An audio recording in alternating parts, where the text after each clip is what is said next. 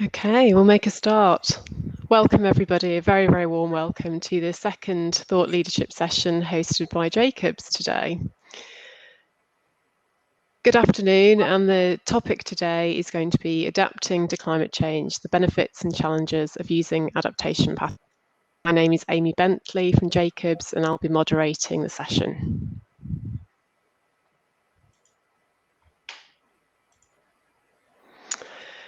Over the next 40 minutes, we will hear from three of our speakers and cover three core themes of adaptation pathways. So after a short introduction, we will start by looking at what are adaptation pathways, a bit of a definition, understanding why we might consider them to be important, then moving on to the benefits of planning for adaptation within FCERM, and finally, the practicalities of adaptive planning, looking at some recent case studies that Jacobs have been working on with the Environment Agency. The introduction of the three core themes will then be followed by questions and answers for about 15 to 20 minutes. And I'd welcome you to drop any questions that you have as the presenters are talking into the box to the right-hand side of the screen. And then you can obviously vote them up, and we'll cover some of the questions towards the end of the presentation.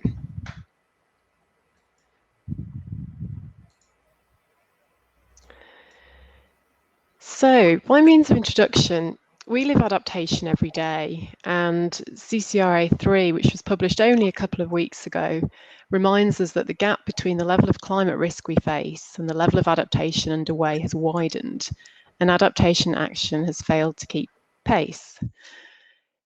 I think we experience this in our every day-to-day activities, and by means of example, we've all made choices and uncertainty even to get here today. We can start by saying we had a goal to actually find out more about adaptation pathways and join this session. We knew there would be benefits, more projects including adaptation. We want to learn a bit more about it. We recognise that there are some costs. It's day 4 of Flood and Coast, and perhaps you're already thinking you're a bit behind on some of the workload or the activities you'd normally get done at this point in the week. You faced a bit of uncertainty, wondering, is the session really going to live up to expectations? Is it going to be worthwhile for you to spend this hour? But regardless of that, you've made a plan to go to the session 1 this morning and maybe skip the next one, have a bit of lunch, and then think, actually, I'm going to dial in at 12 o'clock. It's a Jacobs session. I think there'll be something really, really interesting to listen and some really engaging discussion. You've perhaps been quite flexible because, as we all know, the technology can sometimes be challenging, and you've overcome some of that, or you've had to pick up a call or divert your attentions elsewhere, but you have overcome that. You've reevaluated the plan, and you are actually here for the session. And we can also avoid that lock-in because ultimately you can leave the session. We don't want you to, but you can leave as the option is there. So it's really interesting. Perhaps could be simple, we do it perhaps intuitively, is actually quite complex. So without further ado, I'd like to welcome the three speakers to the panel. First of all, Peter Vonlani. Peter is a Senior Associate Director at Jacobs. He has extensive international experience in strategic decision-making related to water resource planning, flood risk management, and climate change adaptation. He's helping develop adaptation pathways on strategic planning projects for the Environment Agency and for water utilities, and he contributed to drafting the new British standard on adaptation pathways and the ISO standard on climate change adaptation. Peter also helped peer review aspects of the recently published third UK National Climate Change Risk Assessment. Our second speaker will be Andrew Eden, who is the Environment Agency's FCERM Manager for Adaptation and Resilience. Andrew has 14 years' experience in flood and coastal risk management, working across private and public sectors, with other specialisms across development planning and climate adaptation. His team are responsible for delivering the commitments of the FCERM strategy under the banner of adaptation, resilience, and spatial planning. Andrew is responsible for the successful rollout of the Flood and Coastal Resilience Innovation Programme and development of adaptation pathways within the Environment Agency, but also how we generate the tools and products we need for risk management authorities to embed the concepts of resilience and adaptation across the nation. And finally, Dr. David Cobby. David is a Senior Associate Director within the Water Environment Group in Jacobs. David has worked in flood risk management and climate change resilience and adaptation for 16 years in academic and consultancy environments. Much of his technical work has been focused on the sustainable management of stormwater and groundwater, and through time spent working in New Zealand, the interactions of flooding with natural hazards. Please welcome them all, and I will now hand over to Peter to kick us off. Thank you very much, Amy, for your kind introduction, and good afternoon to everyone. So I'll consider the issue of why we need to adapt and what are adaptation pathways. Many of you are familiar with UKCP 18 and its climate change projections, an example of which I've included in my slide. They project the inevitability of climate change impacts, increasing uncertainty with time under different greenhouse gas emissions scenarios, and more frequent and severe extreme events, in other words, floods. Now, these deep uncertainties have focused attention on the challenges of planning, especially in the long term, for climate change, which is dynamic, potentially complex, and uncertain. But it also occurs alongside changes in socioeconomics, the environment, technology, and innovation. The uncertainty presents challenges when planning in the long term projects and programs, because design standards are inevitably based on projected estimates, significant levels of investment are required. These can be difficult or expensive to reverse if we get it wrong. But inadequate resilience and adaptation will lead to society being increasingly exposed to rising levels of risk associated with poor investments and unnecessary transfer and conversion costs. In my next slide, I consider how we can plan in the face of such uncertainty. Now, adaptive planning is an iterative learning process. It's essentially a risk-based decision framework which sets the context of the problem, identifies risks and opportunities, options for managing them. It evaluates adaptation options. It develops adaptation pathways, which it then embeds into adaptation plans. It contains numerous feedback loops, which allow learning and information to be incorporated in successive stages of this process. In applying this process, we're looking for robustness, which signals good performance over a range of possible future climates, and we're looking for flexibility. And within this framework, we can develop adaptation pathways. And in my next slide, I will say a little bit more about the key stages in developing pathways. Now, adaptation pathways are coherent sequences of planned actions into the future to maintain the performance of systems in response to change, extreme events, and uncertainties. The pathways are punctuated by decision points. And at each decision point, we can either continue on the pathway that we've selected, and in this case, the blue pathway, by strengthening the particular actions that we're undertaking, such as raising flood defenses, or at some point in the future, we might consider changing pathways, say from a blue pathway to a green pathway, and this change may take the form of a different form of flood management, such as managed retreat. These decisions are crucial in identifying thresholds of risk and opportunity. At each decision, we want to unlock opportunities, we want to manage risks, but what we want also to avoid is locking ourselves in to poor adaptation. In my next slide, I will consider the importance of identifying decision points. So decision points are points in the future when critical risks could occur. And in this particular example, taken from the Thames Estuary 2100 flood risk management strategy, I've looked at the importance of taking into account the various drivers of flood risk in identifying decision points. So if we consider not only rising peak water levels, but also the loss of effectiveness in the flood risk management system, plus the potential expansion of floodplain development. This can create a rate of rise in the level of potential flood risk that is very rapid, as shown in plot 3. And this can lead to a much earlier decision point than if, for example, there was no floodplain development and we were concerned just with the rising peak water levels due to sea level rise in this case, and storm surges, and the loss of effectiveness of the flood defense system. At each decision point, we need to test and evaluate different responses to managing, in this case, flood risk.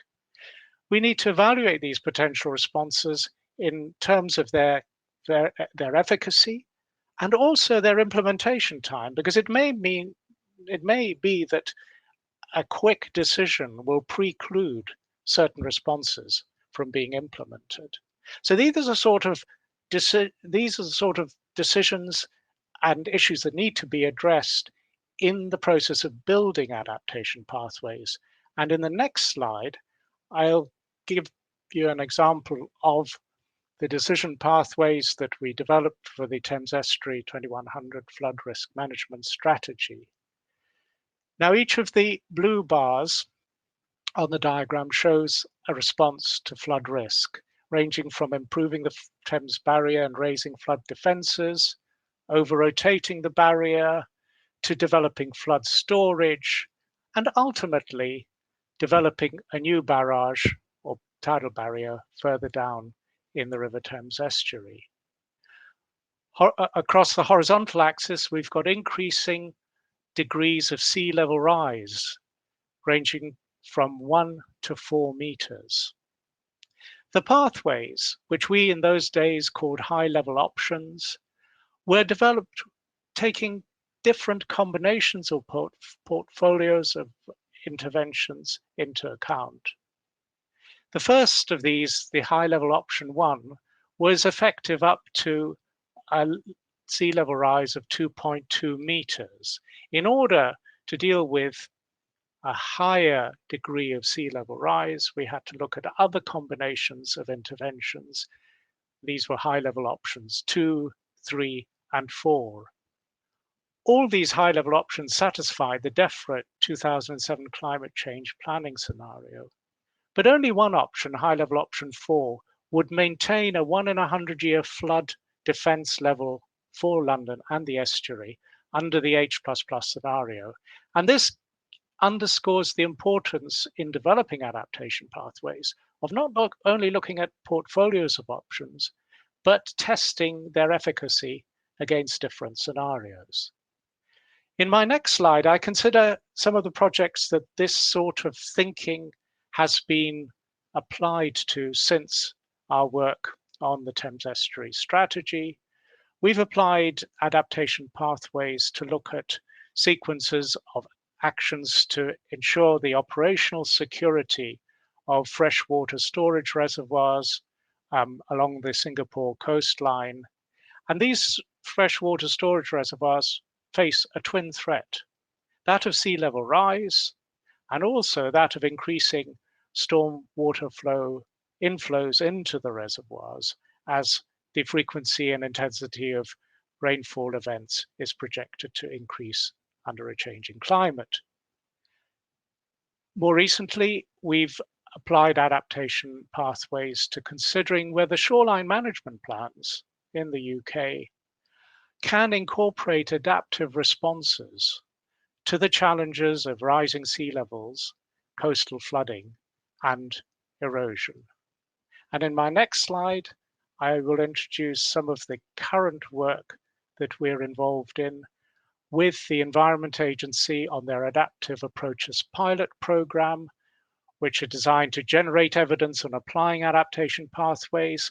Andrew Eden will take you through some of the aspects of the Adaptive Approaches pilot program in more detail. And David Cobby in his presentation will look in more detail at these 3 particular projects that I'm introducing you to: the Humber Estuary, the Oxcan, and the River Severn Partnership.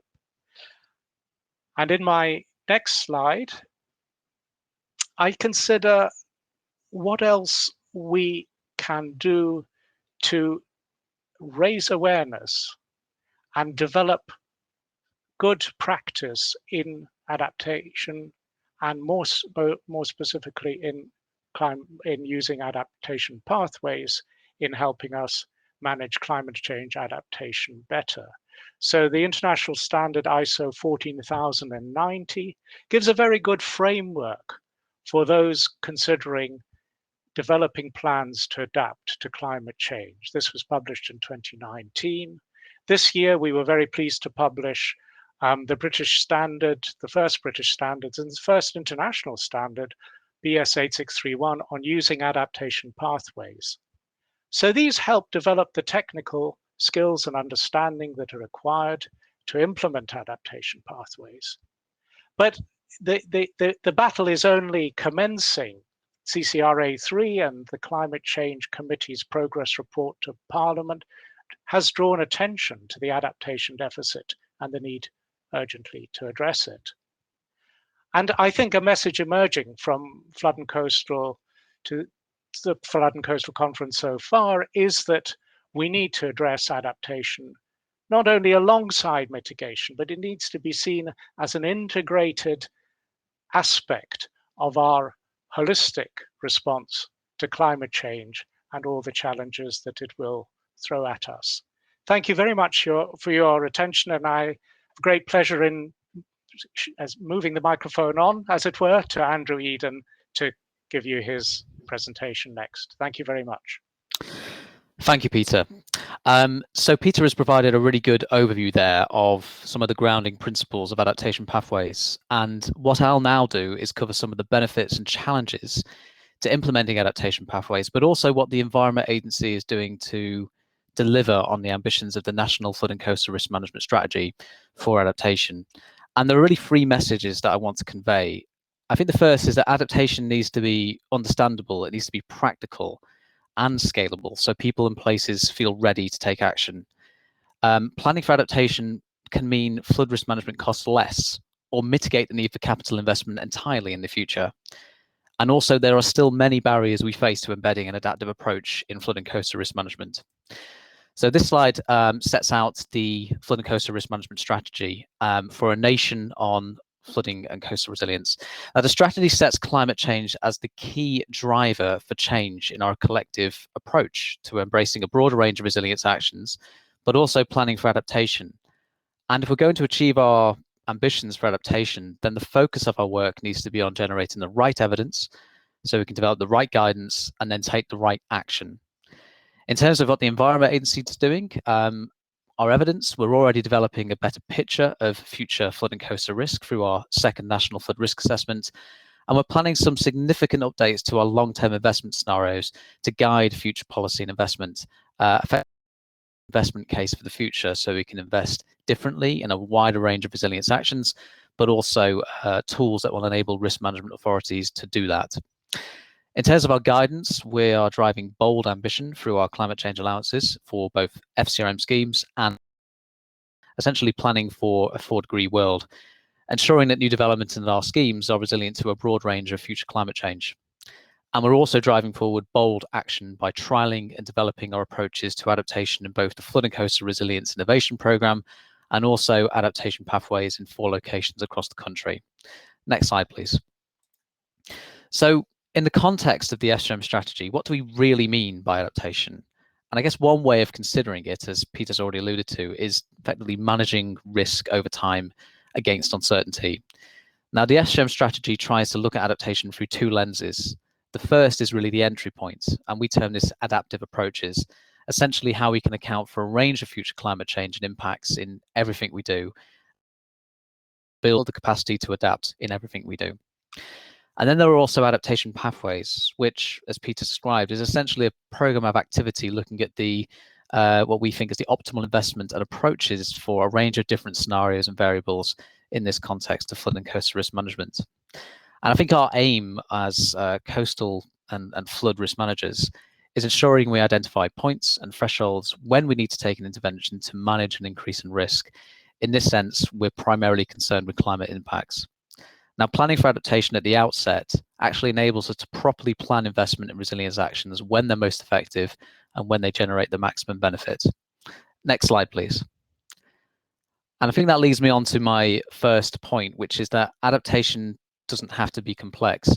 Often one of the barriers or challenges that we have in communities and others in embracing adaptation is in barriers of language and complexities just over the fundamental concept of adaptation. Now, for many, the concept of adaptations is a step too far and might not be necessary for their particular circumstance. Now, one way of approaching this is to describe adaptation as a series of more complex steps or approaches. And this table is just an attempt really to reinforce the concept. This is actually a continuum of adaptive approaches that we need to take to adapt to a changing climate. And this is an attempt to try and make the concept more accessible, more achievable, with adaptation pathways at the bottom in those circumstances when we need that greater complexity to address a broad range of actions. There are many simple low regrets and no regrets measures, such as appropriate spatial planning interventions, so limiting land use in flood risk areas, and also nature-based solutions, which not only have the capability to protect places from future flood and coastal risk, but can also provide that sequestration of carbon and helps us to achieve net zero. And we can do those without the need to overly engineer a complex pathway plan. Next slide, please. So what are the benefits of an adaptive approach? Some of the benefits are just listed here. Now, one of the benefits is that pathways actually allow us to manage and monitor uncertainty and climate impacts over time. And that's one of the fundamental principles, if you like, of an adaptive approach. You need to know when to plan for and also track particular changes to put your intervention in place. And the approach can also help us in understanding risk and opportunity thresholds, but also provide an indication of what variables it are that we need to monitor. And as Peter's already advised, pathways and adaptive approaches can also allow us to delay investment until it's needed and most effective, effectively improving the overall value for money, as well as critically avoiding situations where we have lock-in or maladaptation. Adaptive approaches also allow us to invest and plan flexibly, which is a key attribute when we're trying to look at future infrastructure and the future lifetime and effectiveness of infrastructure. And by doing this, we can actually build in greater resilience over time just by having the capacity to be flexible and adapt. I think pathways can also encourage a broader range of flood and coastal resilience actions beyond just flood and coastal defences. And indeed, that's a critical component of the National Flood and Coastal Risk Management Strategy, trying to embrace a broader range of actions to manage flood and coastal risk. And considering different scenarios, different thresholds, different tipping points, we can really play different tunes on when the most effective combination of resilience actions need to be employed in a particular place. And finally, adaptive approaches and visualizations can be very useful for engaging stakeholders in understanding adaptation. Indeed, in Bude in Cornwall, the Environment Agency has recently employed the use of detailed modelling, visualizations and pathway development to successfully engage with the community, getting earlier buy-in and shaping your preferred pathways and approaches. Next slide, please. Whilst there are still many benefits of adaptive approaches, we still have many challenges within flood and coastal risk management when we want to pursue adaptation, and some of these are listed here. One example is that adaptive approaches actually require us to make long-term commitments and permissions to invest in flexibilities of value, and that can be really challenging to make the case for. Also, we know that adaptation can be computationally complex. Consideration of multiple scenarios of climate change and other variables over time leads to incredibly large data sets. There is also the question of public acceptability. Many communities don't actually want protection. Many communities want protection now and investment in defences now. So we find that adaptation for many feels less satisfactory than actually getting the protection that they want now. And that's always a continuous challenge. And often to plan for adaptation, we need additional revenue up front for monitoring, for maintenance, for review of plans to actually achieve capital savings way in the future. And again, that can be a challenging conversation to have. And finally, there's also the issue of discounting of future benefits. We know that the Treasury approach to discounting actually undervalues the long-term benefits of immediate investment in adaptation. But there are some things that we can do to overcome this challenge. Some of these things are listed here. We need to reduce our reliance on permanent solutions, but also broaden our range of actions, which will actually lead to higher value for money in the longer term. We also need to try and resolve the evidence gap on the effectiveness of non-conventional approaches to managing flooding, such as natural flood management, nature-based solutions, and our interventions in spatial planning. There is also a strand we need to consider to improve our investment timing. So what opportunities can we find to accelerate those no regrets and low regrets investments to allow us to delay other actions in the future, which might only make sense under certain climate scenarios? We should also recognise that delaying investment actually reduces economic costs. So for example, a flood ball with an economic cost of £10 million a day becomes 7 million in present value terms if delayed by a decade. And also, as we're seeing with examples in Oxcam, we can actually tailor adaptive pathways to support local economic activity to help improve productivity and growth. Next slide, please. So based on what we know so far, we know that we're going to have to take action to generate better evidence on adaptation. We'll also have to answer bigger questions on how we build the right skills and capabilities for our staff and partners, but also how we make the concepts of adaptation simple and understandable. We know we will have to create new systems, tools, processes, and seek to nudge our culture, both within the Environment Agency and risk management authorities, to embrace a broader range of resilience actions and adaptive approaches. And critically, we need a plan for how we seek to influence others on making the investment case in adaptation so we can realize the benefits of this new approach. This final slide just demonstrates some of the things that are already underway within the Environment Agency in terms of developing the concepts of adaptation. We're beginning to kick off some research into how we produce reliable and practical metrics of flooded coastal resilience, as we do not yet have a good understanding of how to quantify resilience for different resilience actions. It's also critical that we get a better handle on the costs and benefits of resilience actions if we're to invest and plan flexibly in a range of tools to plan for that adaptive approach in different locations. We also have the Adaptive Pathways programme, where £8 million funding has been allocated at the Thames, the Humber Estuaries, the River Severn Partnership, and Yorkshire to develop, learn, and eventually seek to mainstream adaptation pathway approaches across the country. And we're also seeking to develop an adaptation community with resources and case studies for others to learn and be inspired to mainstream adaptation approaches. I will now hand over to Dave Cobby. Great, thank you very much, Andy. So it's just been mentioned, the Environment Agency over the last year or so has been running their Adaptive Pathway pilot programme. And as Peter mentioned, the aim of that really was to try and generate evidence on how to apply adaptive pathways so that the Environment Agency can provide us with guidance and so that we can apply adaptive pathways in our work. Now, Jacobs have been involved in 3 of those pilots, and that's really given us excellent recent experience of some of the practicalities of adaptive pathway planning. Now, each of those projects each of those pilot studies has been delivered to support a major ongoing project. The Humber 2100 is a tidal flood risk management strategy being delivered by a large partnership of the Environment Agency and risk management authorities. The Oxford to Cambridge ARC, or Oxcam, is a government initiative promoting economic development, including 1 million new homes and associated infrastructure. The River Severn Partnership is really looking to catalyse economic growth and to shape that whole region with water and environmental management absolutely at the core. Now, each of those major projects is already using adaptation and pathways to try and both manage flood risk and drive regional growth, but each has a different emphasis. The Humber, for example, has the strongest emphasis on, say, managing tidal flood risk to an acceptable level, but recognises that that's going to require economic growth in the future to support some fairly major investments. For example, a tidal barrier may be required. For the Severn at the other end of the spectrum, that's probably got the strongest emphasis on actually attracting a level of investment for growth, but recognises that sustainable flood and water management is very much required to achieve this. And then in the middle, we've got the Oxcam. Government's already committed to a certain level of growth, but needs to understand what that optimum level of investment in flood risk management is going to be so that that growth can be sustainable and adaptable. So in that context, the aim of the pilot studies, the adaptive pilot studies, could be summarized as the 3 questions on the slide here.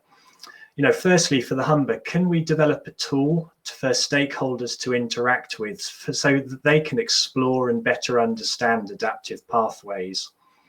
For Oxcam, what is that economic optimum level of investment in flood protection across the diverse range of climate change and development futures? And for the 7, is it possible to adapt adaptive pathway planning in the ambitions of the River Severn Partnership to really drive that holistic project delivery? So in the same way as the strategy, EA strategy emphasizes flood risk management, really supporting growth, community, the environment, etc. The pilots have shown that adaptive pathways are often about more than just flood and coastal erosion risk management. Let's look in detail at some of the individual studies then.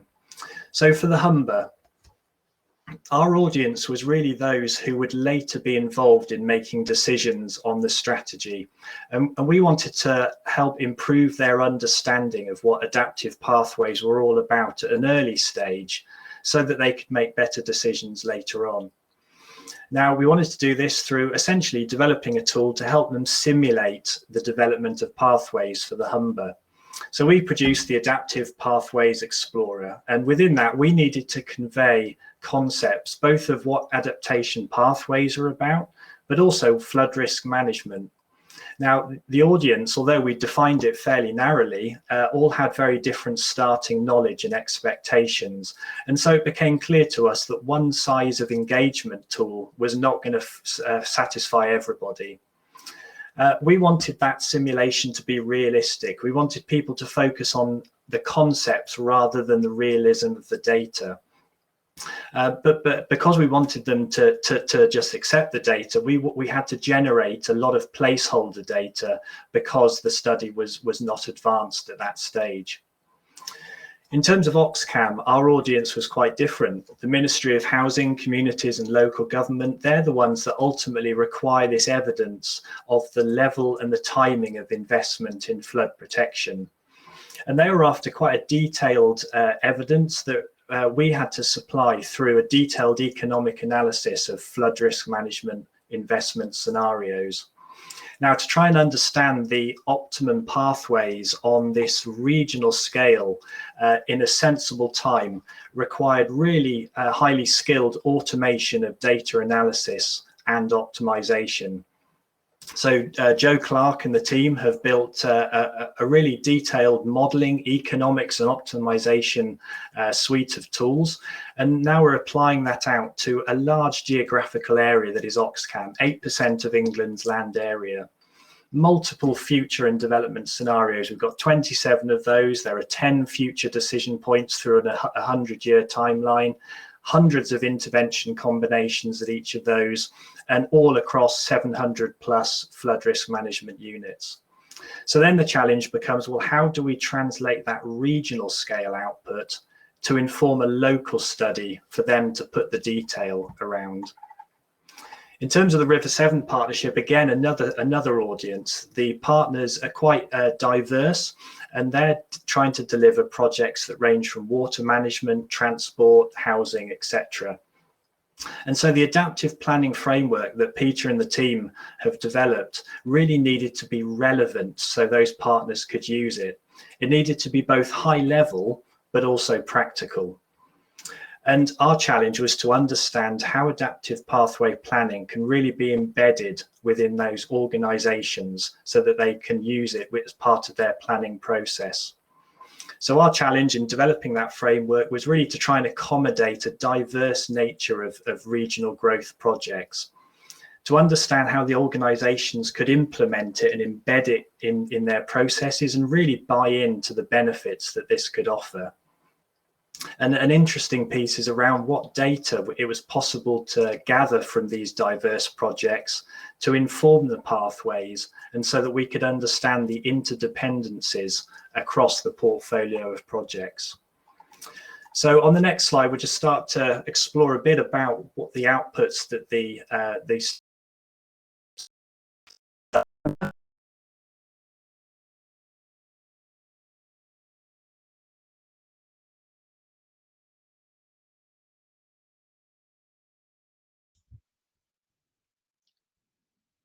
We've just lost David momentarily.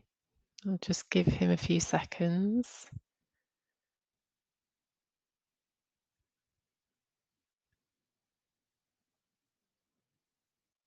Okay. Andrew, Peter, would you like to just talk through, pick up until David comes back? Yeah, with pleasure. So, Thank you.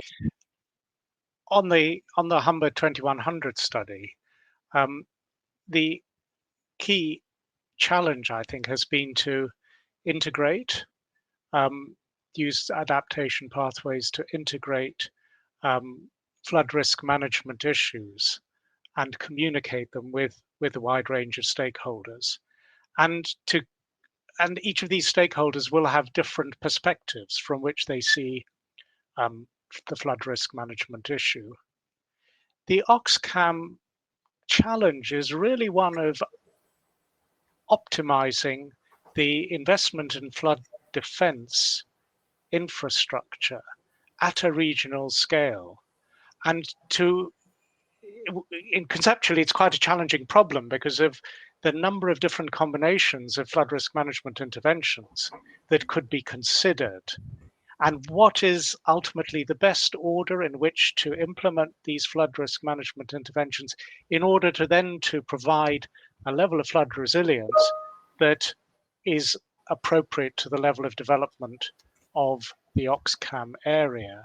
Thank you, David, Peter. you're probably Yeah, back David's with us back. now. Yeah. So I hand back over to you to continue Thanks, on Peter. this slide. I'm not required, Peter. That was adaptation in action there. Thank you for trying to fill This in. is the flexing approach live. Flexible approach. So yeah, look, apologies for that. I'll try and not duplicate what Peter has just been going through. But essentially, Amy, if you flick to the next slide, then we've got just a couple of shots showing the web-based explorer that we developed for the Humber.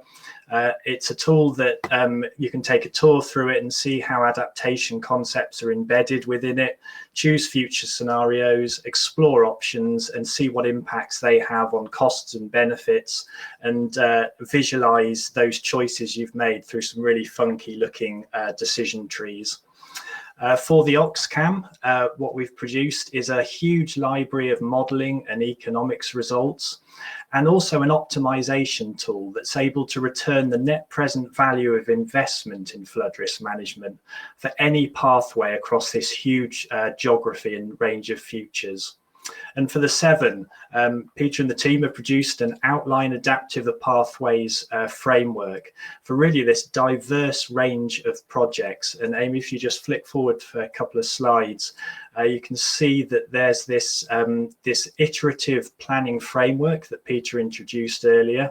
And we've been supporting that with some illustrative pathways for both flood risk management, water resources, and the other types of projects that are going on in the 7.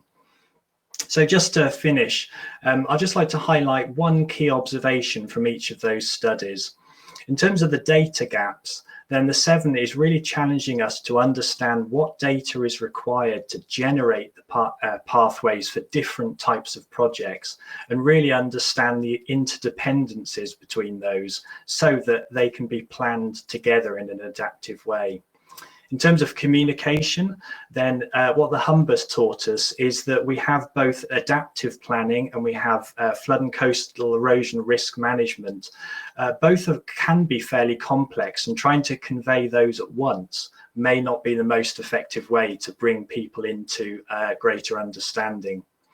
And then in terms of skills and knowledge, as I mentioned earlier, the OxCam is relying on this incredibly smart suite of optimization tools, and we're going to need more skills in the industry to develop tools like that to process potentially huge data sets at that sort of scale.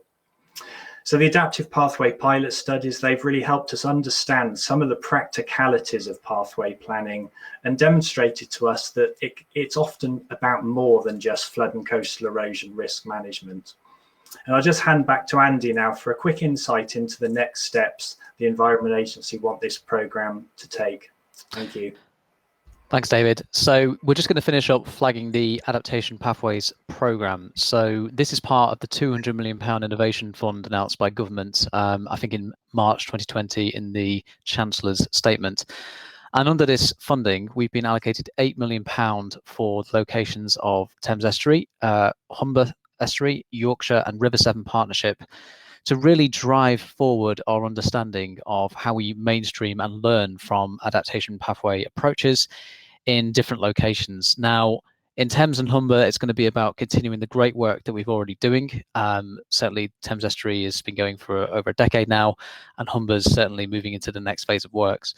River Severn Partnership is going to be looking at integrating an adaptive approach into the overall strategy for integrated water management, but also, I guess, economic improvement in that location. And in Yorkshire, we're going to be trialling adaptive approaches at smaller geographical scales. So certainly the other three are more strategic in scale, dealing with sort of regional level issues. Yorkshire is going to be looking at a more sort of catchment focused approach and looking at how to apply adaptive pathways in a proportionate way. So we hope that the learning that we collect from these locations over a 6-year period will help us inform local policy choices and also tools that are going to be developed for risk management authorities to embed adaptive approaches. And with that, I'll hand back to Amy. Thank you.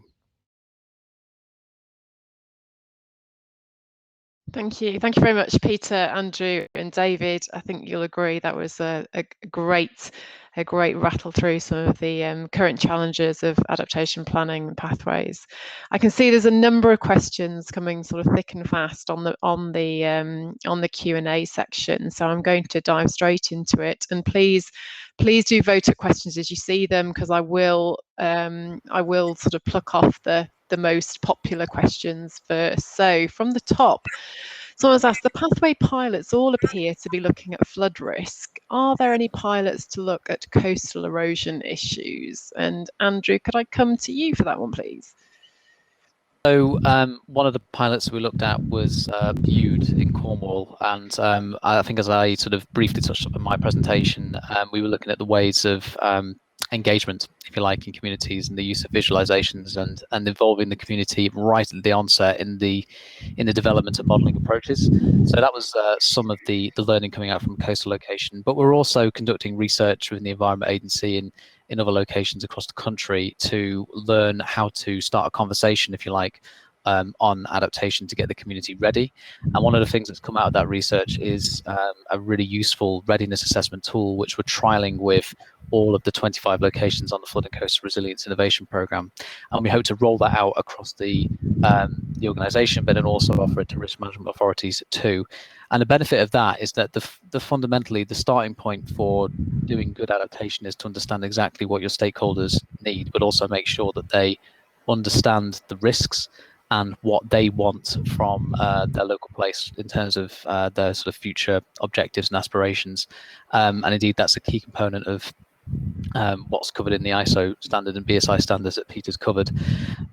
There are also other opportunities to take forward planning on adaptation in coastal environments. So we're hoping to push out some of the initial learning from the Adaptive Approaches Pilots program that's been mentioned today, but also look for other opportunities with EA and RMAs to trial adaptive approaches in coastal locations in the future. I will also say that there are a number of locations on the Flood and Coastal Resilience Innovation Programme looking at coastal resilience and also considering concepts of adaptation within those projects. Thank you, Andrew. Okay, I'd like to direct this question to Peter. So OM2s encourage schemes which protect against future flood risk rather than current risk with an adaptation plan. This risks locking in maladaptation. Do you think the OM2 approach should be reviewed? I think so, is the short answer.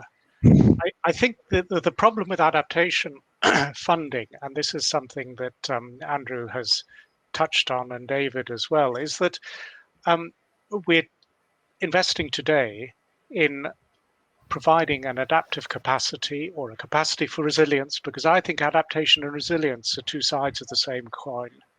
And we're having to make decisions akin to decisions around insurance investment in order to avoid extreme future costs under extreme future events, or rising future costs as climate risks gradually increase. And I think I would argue very strongly for a complete revision of the economic framework within which investment for adaptation is evaluated, because it seems to me to discount the unlocking of future benefits. It seems to me to encourage too much of a short-term perspective that could risk locking into maladaptation, because today's cheapest option may not be the most flexible option in the long term. So generally, I would support a review of the OM2 approach. And I'd value comments from both Andrew and David on this, as they are probably closer to some of the issues involved in applying the current approach than I possibly am. Thanks, Peter. David, have you got anything to add to that? Yeah, I mean, I completely agree with Peter. I think the latest version of the partnership funding calculator has made steps in the right direction. So there is now an opportunity not just to calculate sort of current risk, current OM2s, but also make that allowance for climate change. And we just need to make that not just something that gets added on, but an absolutely core requirement of the analysis is about what the risk does in the future, not necessarily starting from today and thinking forward, but actually thinking almost starting from the end point of the future of the planning and kind of working backwards to what actually we need to do today. Thank you. Andrew, any final comments from you? I think just a broader question around how we fund flooding coastal risk management schemes, etc. So whilst I won't sort of repeat what's been said on O2s, what I will say is that we probably need to look to do more to encourage proper consideration of adaptation within business cases, rather than just the consideration of future climate change scenarios being a sensitivity test or something that isn't really considered. So one of the things that we are looking at is what is the best route to encourage, mandate, insist on an adaptive component, if you like, of business cases, future flood and coastal risk management schemes. Great, thank you. I'll move on now. This is quite an interesting question. So the next one is around, is the window for proactive adaptation in many places narrowing? And will we get to a point where we will only ever be being reactive? What are your thoughts on that? If I can come to you, Peter. I think we've still got time. Now, the reason I say this, I think in principle the window is narrowing, but the rates of change that are climate driven will tend to accelerate beyond 2040, 2050. This is, if we go to the UK CP18 climate change projections, the hockey stick, as it's commonly referred to, tends to start curving up in 2040, 2050. So I think we've got 20 years in order to sort ourselves out. Don't quote me on that actual number, but it will be getting narrower. And I think the key issue for us two key issues need to be looked at. One is, what are realistic lead times for some of the adaptation options that we will require, especially those that deal with tipping points and transformational adaptation. What do I mean by a tipping point? Quite literally, a coastal erosion situation where a community may have to relocate. And planning for that relocation needs to start as early as possible, because we don't know what a realistic lead time for that sort of response will be. Another issue is that adaptation, we're learning through this iterative learning process, and we need to have sufficient goes at it. We need to have sufficient revisions of our adaptation plan in order to then be able to monitor more accurately the rates of change and how flexible we need to be in the face of those rates of change. I think ultimately, if we bury our heads in the sand, we will get to a point where we'll only ever be able to be reactive, but there's still time. And so hence the sense of urgency to get adaptation firmly onto the agenda, especially again looking forward to COP26, but also onto the national agenda. It's already firmly there, but I think we need to accelerate its implementation. Thank you. Thank you, Peter. I'd like to move along on to another question, and Andrew, I'd like to come to you on this, please, because I think it looks at the model you shared in terms of the complex to the simple ways of adaptation. The question is around, how does the concept of adaptability translate to a site level? For example, how in engineering terms can we design an adaptable flood defence to an uncertain future water level? So yeah, I think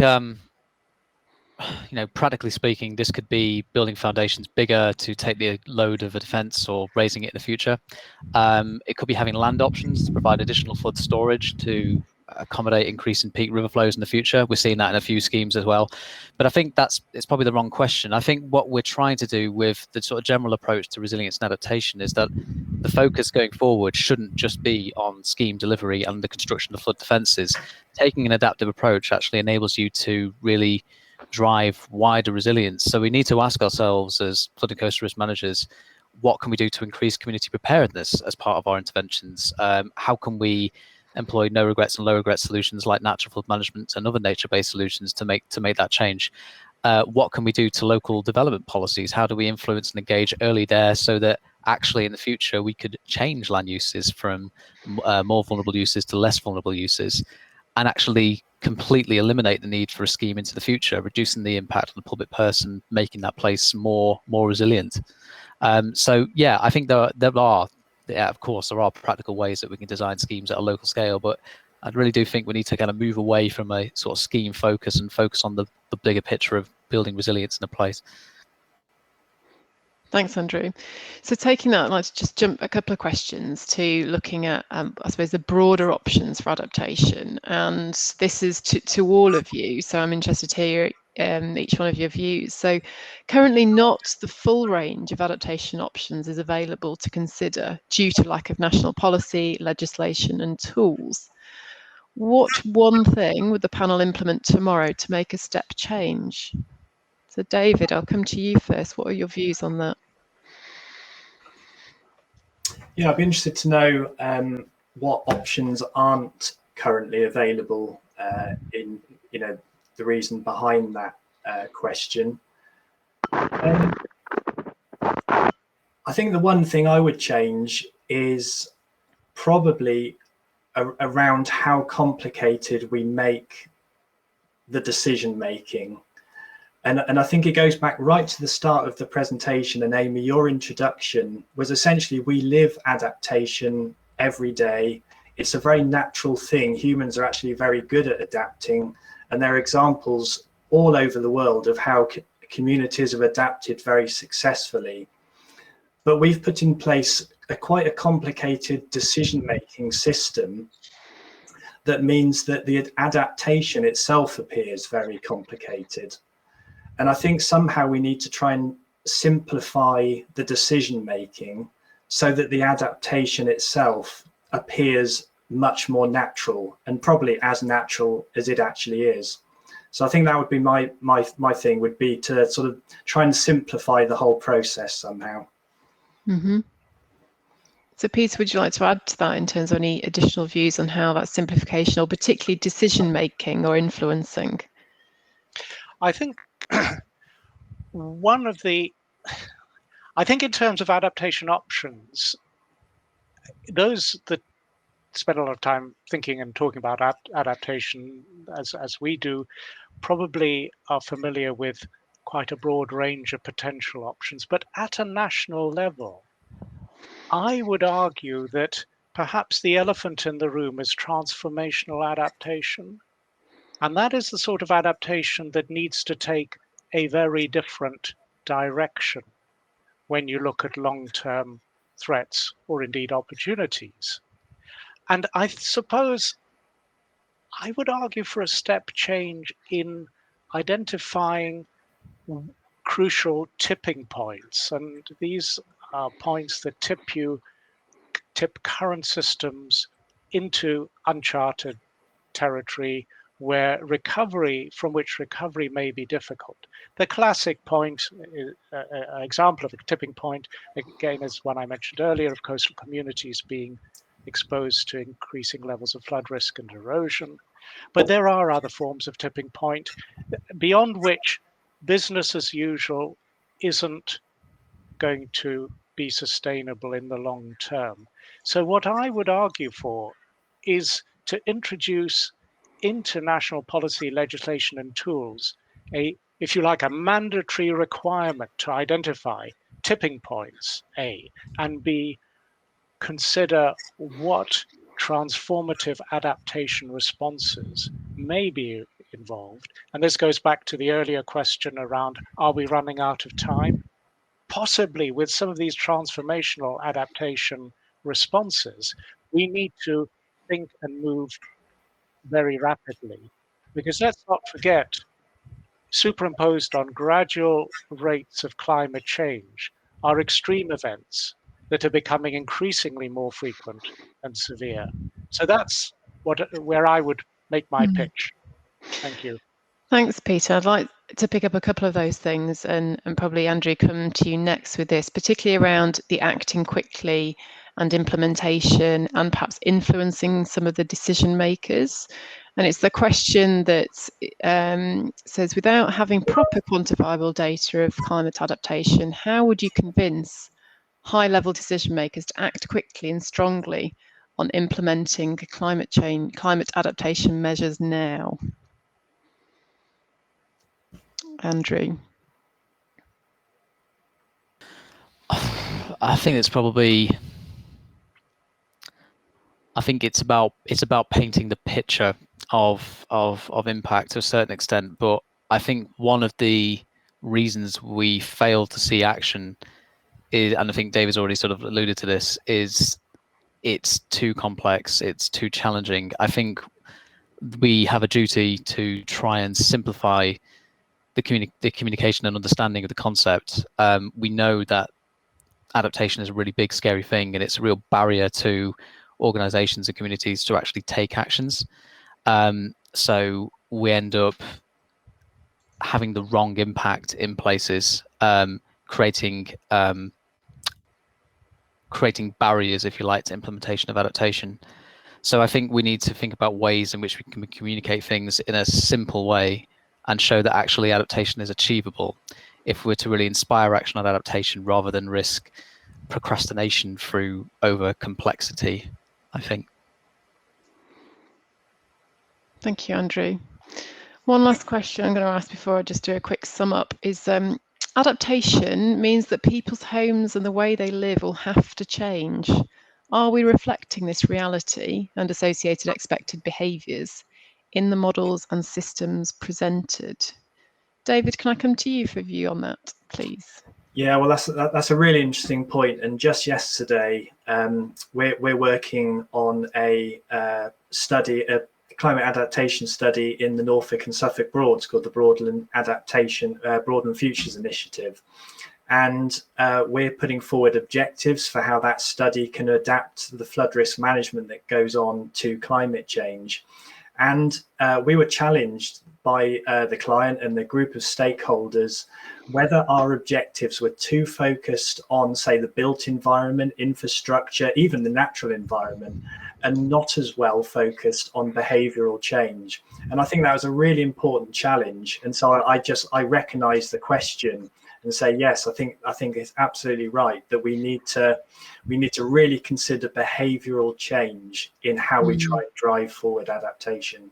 Brilliant. Thank you, David. I think we're probably going to get kicked out and close the session in about a minute. So I just want to close by thanking the speakers very, very much, Peter, Andrew and David. I think we've heard a great deal more about the adaptive planning process and why this approach is needed within the flood risk management context. Peter particularly discussed how adaptive planning provides a framework for identifying those pathways and identify decisions that need to be taken before reaching those thresholds of risks or opportunity. Andrew provided us some great discussion on how adaptive approaches have been applied within the EA activities in flood and coastal risk management to manage this uncertainty and looked at how over the next 5 years the EA will be overseeing the embedding of resilience and adaptation across flood risk management activities. And finally, through David's discussion on pilot projects, we've seen there's a real emphasis on adaptive pathways approach and can be varied depending on the need of the project, and that we are trying to achieve from partnership management of flood risk to attracting partner investment and adaptive master planning. So as an industry, I think we can agree that we have a real opportunity to lead the development and coordination of flood and coastal adaptation by continuing to share case studies and best practice, challenge our thinking and invest in the future of the managing flooding and coastal risk in a changing climate to 2100 and beyond. So thank you very much. Enjoy the rest of Flood and Coast. Bye-bye. Thank you.